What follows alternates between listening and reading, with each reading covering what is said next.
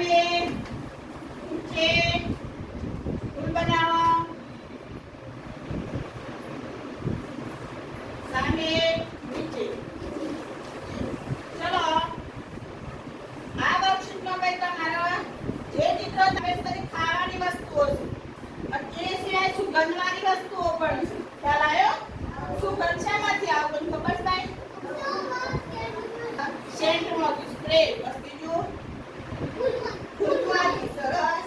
એ રીતે કોઈ વાનગી બનાવી હોય આપણે ઘરમાં શીરો બનતો હોય તો તમને ખબર પડી જાય છે? હા? કેટલા ખબર પડે? સુખડી બનતી હોય કેટલા ખબર પડે? પડે છે બધાને? એ રીતે. ચલો શાકભાજીમાં કારેલાનું શાક કેટલા ભાવે છે? સરસ. રીંગણનું. તો એ રીતે અહીંયા આપણને ચિત્રો આપ્યા છે. બરાબર? તો આપણે જે ચિત્ર ભાવતું હોય ને ગમતું હોય એની નીચે બાજુમાં રંગ પૂરવાનું છે. શું કરવાનું છે?